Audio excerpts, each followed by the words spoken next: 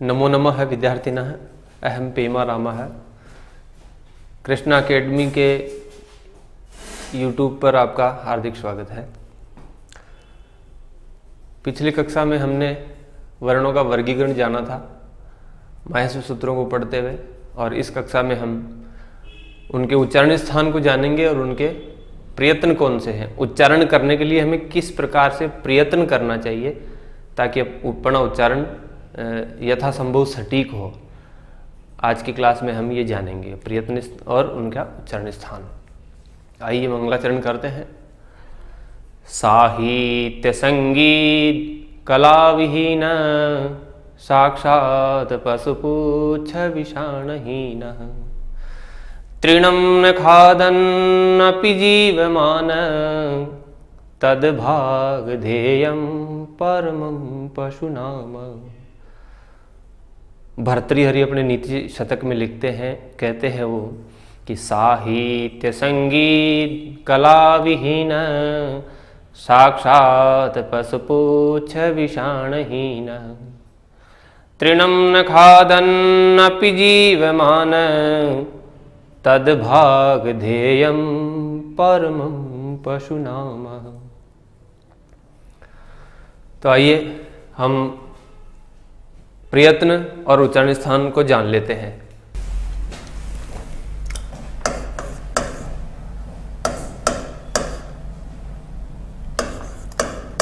वर्ण वर्गीकरण पढ़ा मैंने, और इससे पहले अपने पढ़ा माहेश्वर सूत्र।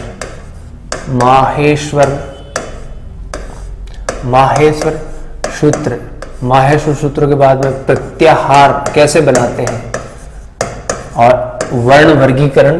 अब इसके बाद में पढ़ेंगे अपन प्रयत्न कैसे करते हैं इनका उच्चारण करने के लिए। तो प्रयत्न से बात शुरू करते हैं, ठीक है। प्रयत्न दो प्रकार का होता है,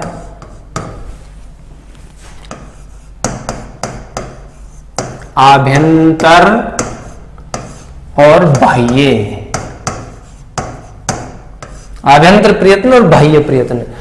आभ्यंतर का मतलब जो मुख के अंदर जो प्रयत्न होता है वो आभ्यंतर है, और मुख के बाहर यानी नीचे की तरफ काकलक से नीचे वो बाह्य, उसको प्रयत्न कहा है। आभ्यंतर 5 प्रकार का होता है। स्पृष्ट,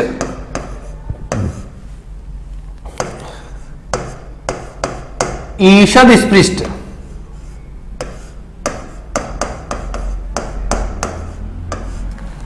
ईषद विव्रत,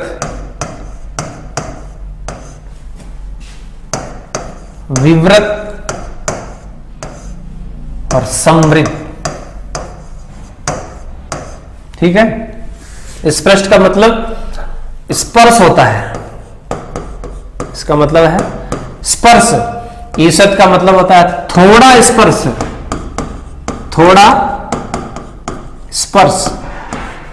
विवृत का मतलब होता है खुलना या खुला, तो इसका मतलब हो गया थोड़ा खुलना, थोड़ा खुला।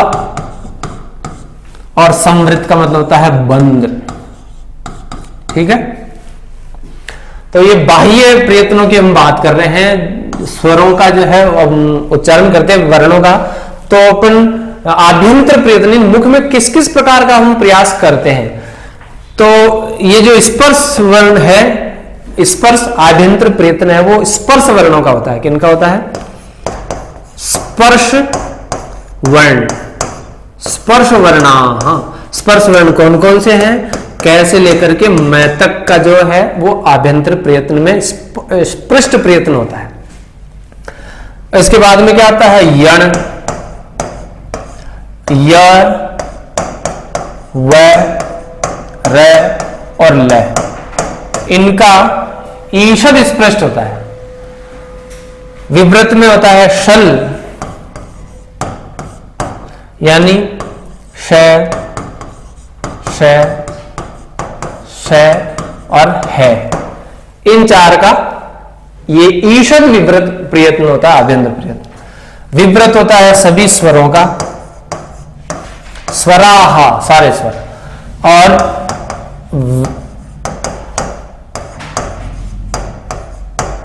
ह्रस्व ए का प्रयोग दशा में, किसमें? प्रयोगे, प्रयोग दशा में समृद्ध आभ्यंतर प्रयत्न होता है। ठीक है, ये सारे स्पर्श व्यंजन है, इनका बाह्य प्रयत्न समझना है। तो हम इनको दो भागों में बांट लेते हैं ना। तो ये यहां से मैं एक रेखा खींच देता हूं। ये सघोष है, सघोष,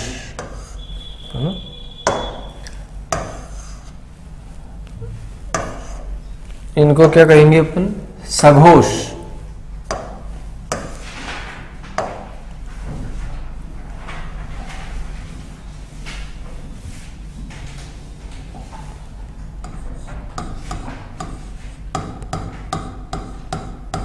सघोष, और ये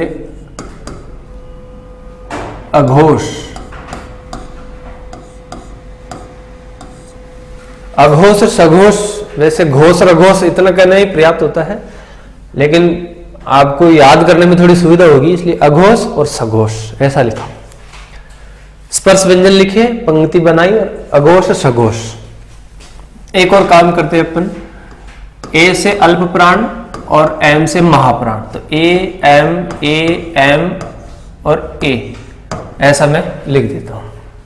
याद करने में सुविधा रहेगी, ये टेबल आपको याद भी रहेगी।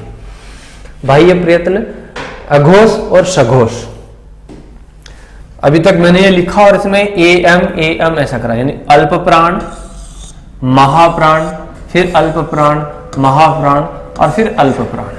ठीक है, तो दो चीजें आपको ध्यान में आ गई। स्पर्श जो व्यंजन है वो पहला दूसरा अघोष है, क ख, और तीसरा चौथा पांचवा सघोष है, ग घो ंग। ये ऐसे सब पे लागू होता है। अब जो घोष है वही क्या है? वह नाद भी है,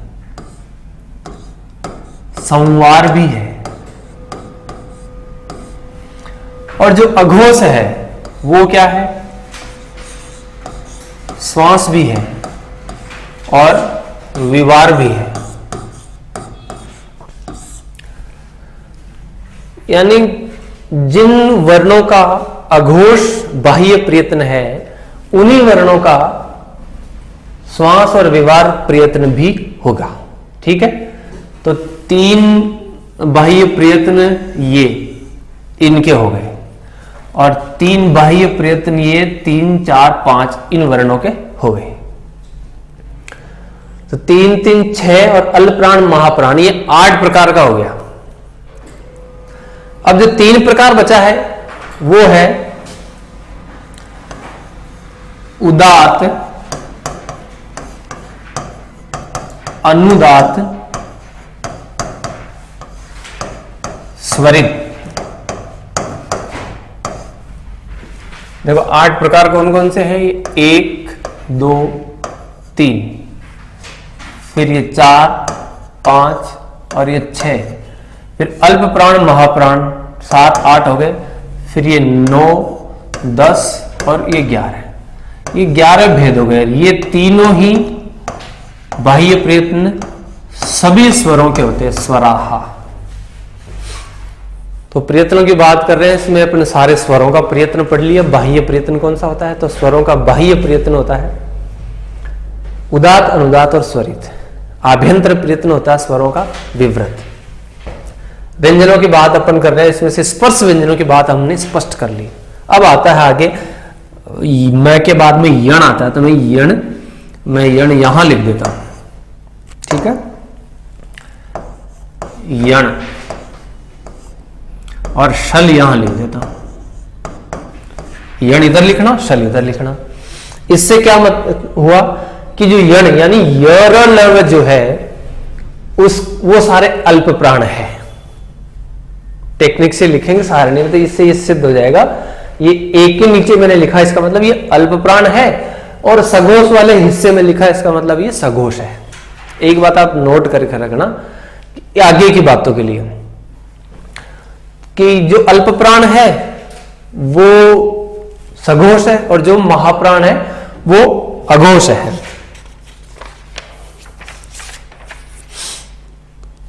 अब आगे जो अयोग वहां बच गए उनको भी मैं लिख देता हूं, विसर्ग और अनुस्वार। तो जो प्रचलित वर्णमाला है उसके सारे वर्ण हमारे सामने आ गए, जिनका बाह्य प्रयत्न हमने जान लिया है। शल महाप्राण है और अघोष है, श्वास और विवार है। यण अल्प प्राण है और सघोष है, नाद और संवार है। विसर्ग महाप्राण है और अघोष है। अनुस्वार ये वाला ये अल्प प्राण है और घोष है। इन चारों के लिए मैं कह रहा हूं कि जो अल्प प्राण है वो घोष है, जो घोष है जो महाप्राण है वो अघोष है और जो अल्प प्राण है वो सघोष है। याद करने की दृष्टि से थोड़ी सुविधा रहेगी कि हम परीक्षा में कंफ्यूज हो जाते हैं। ये सारणी आप ऐसे ध्यान रखेंगे दिमाग में, आपको पता रहेगा कि हाँ सारे स्पर्श व्यंजन है कैसे मैं तक, फिर जो पंक्ति हमने बीच में खींची है उसके एक तरफ शल और यण, तो जस्ट उसके पता रहेगा आपको कि शल इसका मतलब क्या है, महाप्राण है। महाप्राण तो अपने आप अघोष है, और फिर आगे यण महाप्राण ये अल्प प्राण है तो अपने आप सघोष है। यहां जहां प्राण ज्यादा लग रहे हैं, महाप्राण लग रहा है, वो व्यंजन घोष नहीं है, उल्टा हो रहा है। ठीक है, तो ये बाह्य प्रयत्न हमारे हो गए। बात करते हैं सभी प्रकार के वर्णों का उच्चारण स्थान।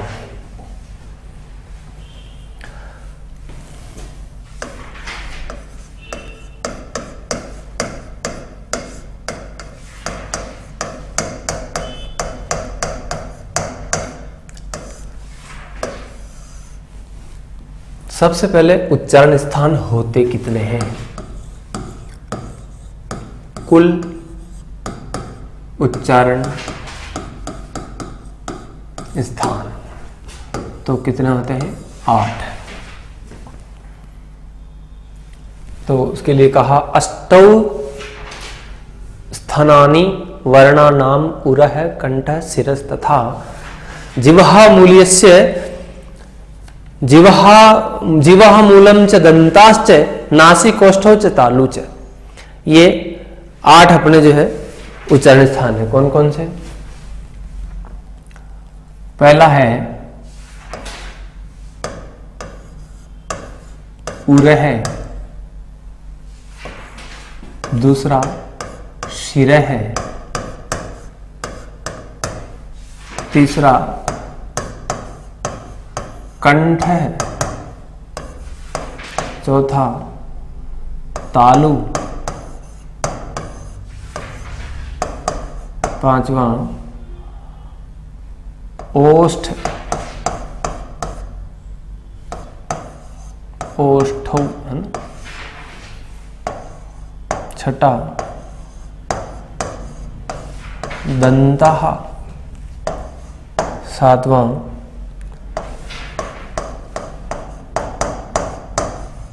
नासिका और 8वां जिह्वा मूल। यहां से एक प्रश्न बन सकता है, उच्चारण स्थान अपने कोर्स में है स्वर और व्यंजनों के, इसलिए बहुत महत्वपूर्ण है कि 8 प्रकार के उच्चारण स्थान होते हैं। सिर का मतलब इसमें मूर्धा को बोलते हैं सिर है। ये जो मानव मुख जो होता है ना, ये कंठ है। ठीक है, कंठ है। और इसके बाद में जो ऊपर का जो ऐसे स्थान है ये तालु है। उसके बाद ये जो जिह्वा होती है अपनी, ये जिह्वा का मूल, ये भी एक उच्चारण स्थान है। और उसके बाद में अपने जो ओष्ठ है, यहाँ ओष्ठ जो होते हैं यहां जो दंता है वो, और ओष्ठ, और एक होता है नासिका, यानी ये उच्चारण स्थान। और एक आपका हो गया आपका जो है उरह है, ये हो गया उरह है, कंठ है, सिर यानी ये हो गया आपका मूर्धा, ठीक है। तो ये हो गया उरह है, कंठ है, शिर है यानी मूर्धा, और तालु इससे थोड़ा नीचे, यहां तालु।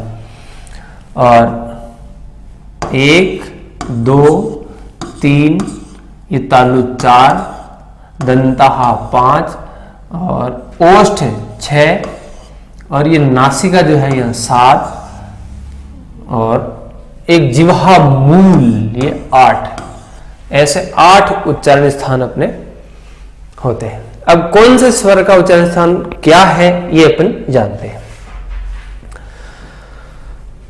तो इधर हम उच्चारण स्थान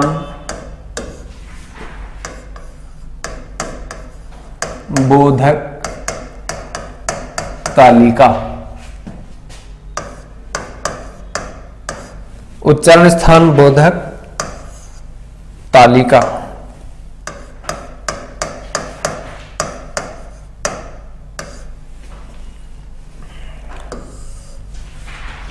सबसे पहले अपन लिखेंगे क्रम संख्या।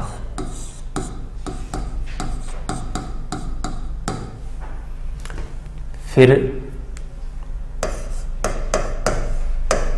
सूत्र, फिर लिख के भेजते हैं लोगों। पहला अक्कू है, विसर्जनीय नाम कंठ है।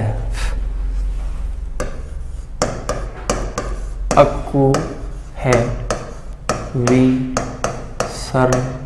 विसर्जनीय जनिया।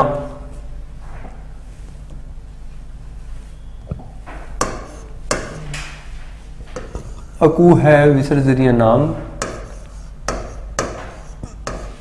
कंठ है। दूसरा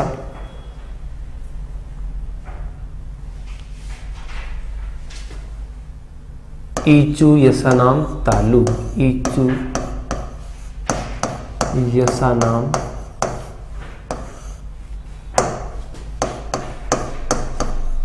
ईचू यसा नाम तालु।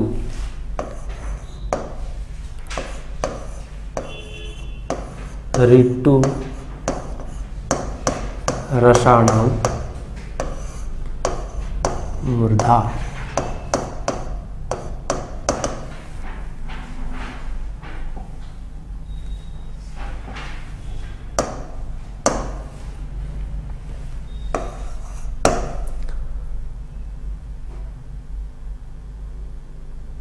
अकु है विसर्जनाम कंठ, ईचु ऐसा नाम तालु, ऋतु ऋषणाम मूर्धा, ऋतु लसा नाम दंता।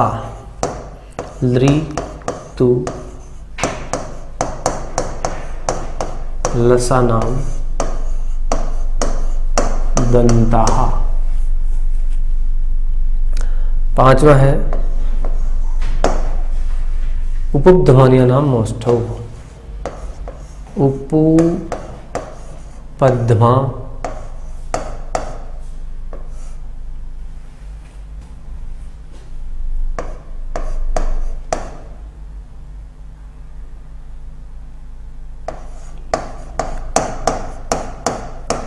उपध्मानीय नाम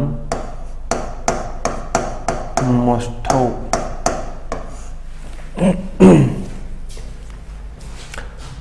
छठा है ए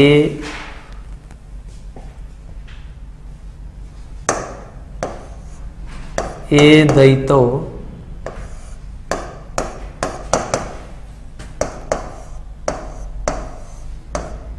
कंठ तालु। इधे तो कंठ तालु। सातवां है ओ दौतो हो। ओ दौतो हो कंठोष्ठम। फिर नौवा है वकारस्य दंतोष्ठम।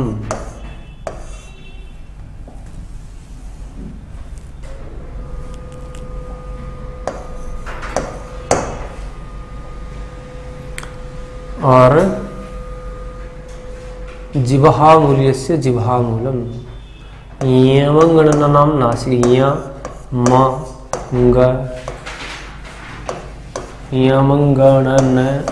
यमंगणनाम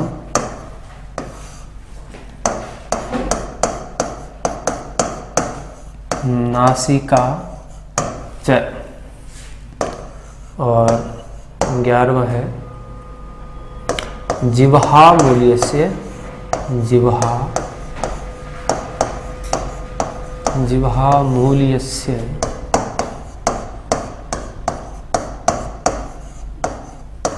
जिह्वा मूलम। तो ये 11 सूत्र मैंने यहाँ अभी लिखे हैं आपके, और इनका हम सूत्रार्थ जान लेते हैं। इनका क्या सूत्रार्थ है, ये सूत्र हो गए, और उसके बाद में देखते हैं इनका सूत्रार्थ।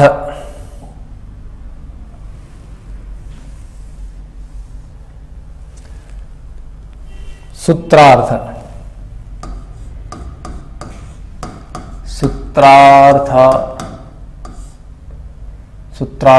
सूत्र का अर्थ क्या है, ये समझने की चीज है। देखो, अकु है विसर्जनीय नाम कंठ है। एक तो इनके बोलने का ये प्रॉपर तरीका है। दूसरा हम देखते हैं कु है विसर्जनीय नाम कंठ है।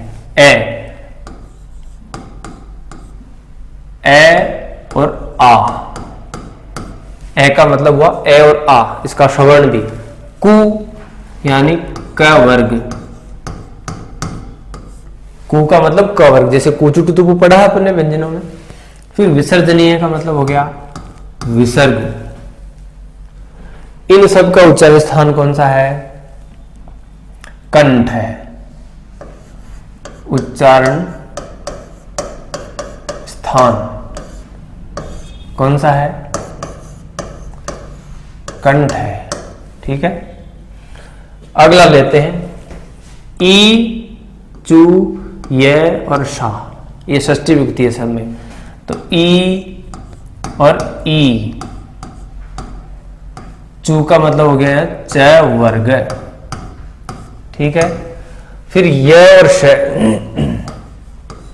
य और श, इनका उच्चारण स्थान कौन सा है? तो कहा तालु।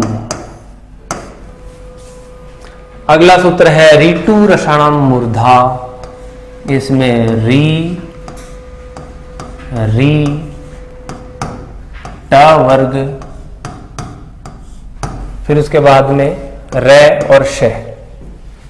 रे और श का उच्चारण स्थान रे और श, इन सब का उच्चारण स्थान है मूर्धा। आगे देखो, ली तु ले स, लसा नाम दंता। तो इसमें क्या हो गया? इसका सूत्रार्थ है कि ली त वर्ग ले और श, ले श, इन सब का उच्चारण स्थान क्या है? दंताहा। इन सब का उच्चारण स्थान है दंताहा।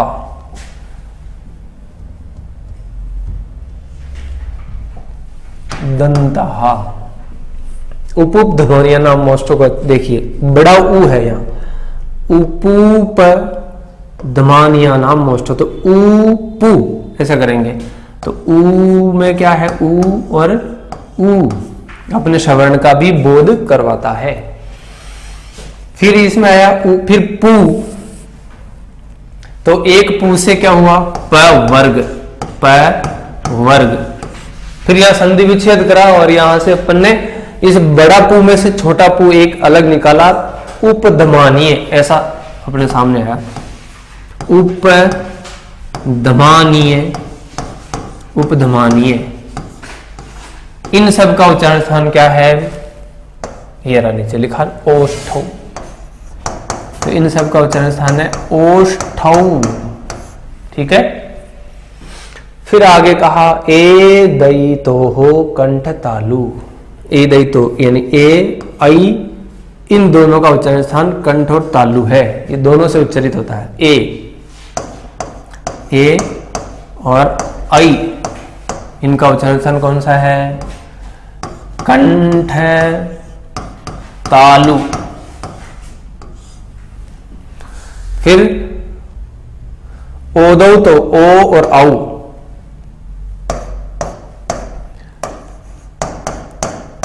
ओ औ, इन दोनों का उच्चारण स्थान कंठोष्ठम, इन दोनों का उच्चारण स्थान है कंठोष्ठम। वकारस्य दंतोष्ठम, यानी वकार का उच्चारण स्थान क्या है, दांत और होठ है। तो ये अपन ने लिखा हुआ है। और फिर इसका दंतोष्ठ, दंतोष्ठ, य म ङ ण न, इन पांचों का उच्चारण स्थान नासिका च, यानी नासिका के साथ साथ ये इनका जो मूल वर्ग है, जैसे य का मूल वर्ग कौन सा है, च वर्ग, तो च का उच्चारण स्थान तालु, तो इनका तालु भी है नहीं, य म ङ ण न और म, य म ङ ण न, इन पांचों पंचाक्षरों के दो दो उच्चारण स्थान है। एक तो ये नासिका से बोले जाते हैं और एक इनका खुद का जो वर्ग का उच्चारण स्थान है वो भी है। तो क्या लिखेंगे, य म ङ ण और न, य म ङ ण न, इनका उच्चारण स्थान क्या है, नासिका, ये नासिका से बोले जाते हैं। फिर कहा जिह्वा मूल्यस्य, जिह्वा मूलम, यानी कि जिह्वा मूल्य कौन से है, जिह्वा, जिह्वा मूल्य अयोगवाहों में हम पढ़कर के आए हैं। जिह्वा मूल किसको कहते हैं, जो अभी मैंने पिछली थोड़ी देर पहले बताया था ना आपको, जिह्वा मूल क्या होता है, क और ख से पहले अगर आधा विसर्ग आता है तो जिह्वा मूल्य होता है। और उपधमानीय क्या होता है, प और फ से पहले, प और फ से पहले जो विसर्ग आधा विसर्ग आता है, प और फ, तो ये उपधमानीय है। तो ये क्रम संख्या, ये सूत्र, इन सूत्रों का ये अर्थ, सूत्रार्थ, इनके माध्यम से हमें ये याद रहेंगे। फिर ये इनका उच्चारण स्थान। फिर कई बार संज्ञा पूछ लेते हैं कि ल इसकी जो है कौन सी संज्ञा है, यानी जहां से उच्चरित होता है उसी नाम से जाना जाएगा। तो वर्णों की संज्ञा, वर्णा नाम संज्ञा, तो इसे पढ़ने लगे वर्ण संज्ञा, वर्ण संज्ञा, वर्ण संज्ञा, वर्ण संज्ञा। मान लीजिए परीक्षा में आपको पूछ लिया कि ये ए इनमें से ले लिया या क ले लिया कि क इति वर्णस्य क संज्ञा भवति, इसकी क्या संज्ञा होती है, तो ये कंठ से उच्चरित होता है ना, इसलिए इसको अपन कहेंगे कंठ्य, कंठ्य वर्ण कहेंगे इसको। कंठ से जितने भी वर्ण उच्चारित होंगे वो सब कंठ्य कहलाएंगे।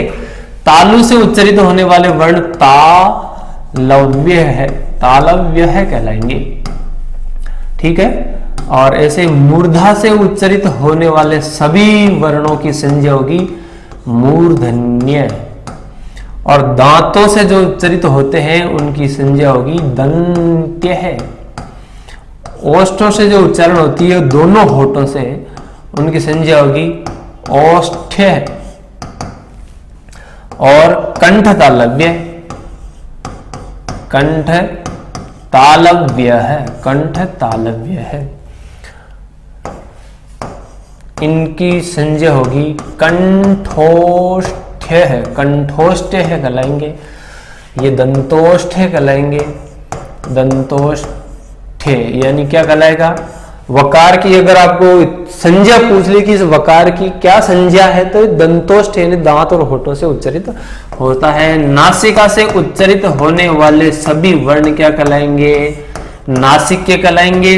और जिह्वा मूल से उच्चारित होने वाले जिह्वा मूलीय कहलाएंगे, जिह्वा मूलीय, जिह्वा मूल्य। ठीक है, तो ये उच्चारण स्थान, ये सूत्र, सूत्रार्थ, उच्चारण स्थान और वर्ण संज्ञा, ये बहुत महत्वपूर्ण है और ये अपनी परीक्षा में ये तालिका आने वाली है। इसलिए आपको एक बार मैं पुनः रिपीट कर देता हूं, सूत्र कैसे पढ़ते हैं और कैसे याद रखते हैं और कैसे उसमें से अपन उसका सूत्रार्थ करते हैं। ए कु है विसर्जनीय नाम, सब में षष्ठी विभक्ति है। अकु है विसर्जनीय नाम, कंठ है यानी ए, कु यानी क वर्ग, ए में आ का भी बोध होता है, सवर्ण है, तो ए आ क वर्ग, इन सब का उच्चारण स्थान कंठ है और ये कंठ वर्ण कहलाते हैं। ईचु यसा नाम तालु, ईचु, ई यानी ई और ई, चु यानी च वर्ग, च छ ज य, फिर आ रहा है ये और श, ये और श का उच्चारण स्थान तालु है, तालव्य कहलाते हैं। ऋतु रषणा मूर्धा, री से री और री दोनों का बोध होगा, टू से ट वर्ग, र और श, इन सब का उच्चारण स्थान मूर्धा है, मूर्धन्य कहलाते हैं। लृतु लसा नाम दंता में लृ तू से त वर्ग, ल और श, इन सब का उच्चारण स्थान दांत है, दंते कहलाते हैं। उपध्वनिया नाम मोष्ठौ, यहां से संधि आप देखिए, उपु और उपध्वनीय, उ से उ और उ, पू से प वर्ग, फिर उपध्वनीय। ये जो अयोगवाह वर्ण थे, अपने पीछे जो वर्ण वर्गीकरण पढ़ा था, अयोगवाह वर्ण, तो इनका ये उच्चारण स्थान है, यानी सारे स्वर आ गए और सारे व्यंजन आ गए और चारों प्रकार के नासिका अनुस्वार से, सॉरी एक और सूत्र रह गया, नासिका अनुस्वार से, अनुस्वार का जो उच्चारण स्थान वो नासिका है।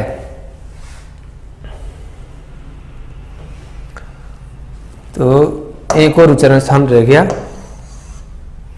ये हो गया आपका 8, ये 9 और ये 10, और 11वां जो है वो है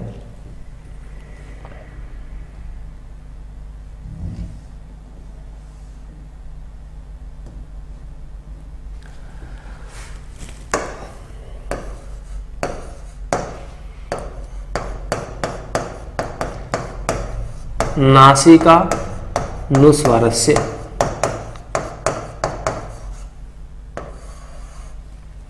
अर्थात कि अनुस्वार जो है उसका उच्चारण स्थान नासिका है, नासिका, और ये भी नासिक्य कहलाएगा, नासिक्य, नासिक्य है। उपध्वनियम हो गया, एदे तो कंठ तालु, यानी ए और ऐ जो है, एत और ऐत, ऐसा इसका संधि विच्छेद होता है, तो ए और ऐ का कंठ तालु है और ये कंठ तालव्य कहलाते हैं। ओ दौ तो कंठोष्टम, कैसे याद रहेंगे कि ओ तो ओष्ठ आ रहे हैं, इसलिए कंठ तालु और कंठोष्ट में कंफ्यूज हो जाता है कई बार। तो ओ दो तो कंठोष्टम, ओ राउ का उच्चारण स्थान कंठोष्ट है, कंठोष्टम और कंठोष्ट कहलाते हैं। और वकार से दंतोष्टम व ऐसा हम अनुभव भी कर सकते हैं कि वास्तविक वहां से उच्चारित हो रहा है कि नहीं हो रहा, व दांत और होठ गोल हो रहे हैं, तो ये दंतोष्ट है। यमंगणनम का मतलब है सभी पंचाक्षर जो वो नासिका से बोले जाते हैं और अपने अपने उच्चारण स्थान जो पहले हम पढ़ चुके हैं वो, इसका मतलब इनके भी दो दो उच्चारण स्थान हो गए।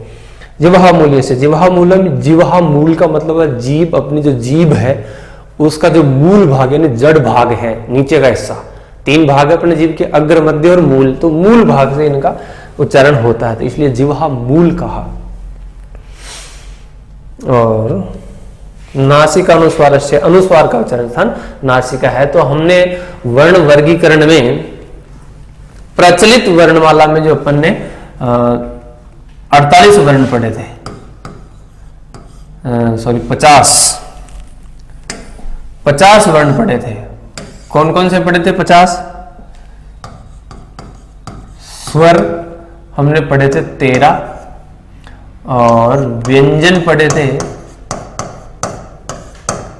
33 और अयोगवाह पढ़े थे 4, 46 और 4 50। 50 वर्णों का उच्चारण स्थान हमने अभी पढ़ा है। काउंट कर लेते हैं 50 एक नहीं, 1 2 और 5, ये 7 और 1 8 कंठ से उच्चारित होने वाले 8 हो गए। तो कहाँ एक जगह पर लिखते चलते हैं इनकी संख्या कि ये 8, ठीक है। फिर ई च य स 2 2 4 और 5 7, फिर 2 2 4 और 5 7, फिर 5 और 2 7 और 1 8, ये 9 हो गए, सॉरी 2 देखो 2 और 5 7 और 1 8 हो गए, 2 2 4 और 5 9 हो गए।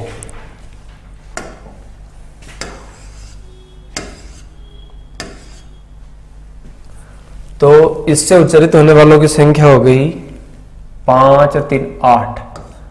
कंठ से 8 वर्णों का उच्चारण होता है और इसकी संख्या तालु से 9 वर्ण उच्चारित होते हैं और इससे भी 9 वर्ण उच्चारित होते हैं और दंता से 8 वर्ण उच्चारण होता है, दंता से 8 वर्णों का, और ओष्ठों से 2 और 5 7 और 1 उपधमानीय 8, और ये हो गए फिर कंठ तालु से आपके 2, कंठ तालु से 2 और कंठोष्ठम से भी 2 और दंतोष्ठम से 1 और ये नासिका से हो गए 5, ये फिर आपका 1 हो गया और फिर ये 1 हो गया।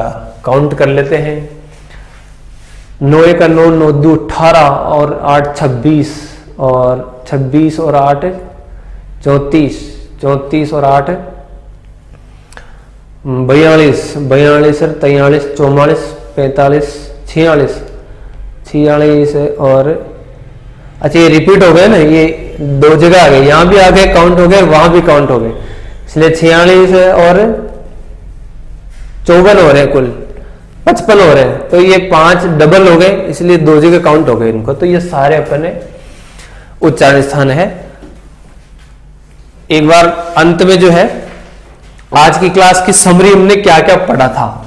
तो वर्ण विचार आज का अपना शीर्षक था, प्रकरण था वर्ण विचार। तो वर्ण विचार में हमने क्या पढ़े? माहेश्वर सूत्र पढ़े, माहेश्वर सूत्र। फिर क्या पढ़ा? प्रत्याहार कैसे बनाते हैं। फिर पढ़ा वर्गीकरण, वर्ण वर्गीकरण, वर्ण वर्गीकरण के वर्ण कौन कौन से कितने प्रकार के होते हैं, फिर उनका प्रयत्न और अंत में उच्चारण स्थान। ये 5 उप शीर्षकों में आज का ये शीर्षक अपन ने पढ़ा। 1 2 3 4 5। आज के लिए इतना ही, धन्यवाद।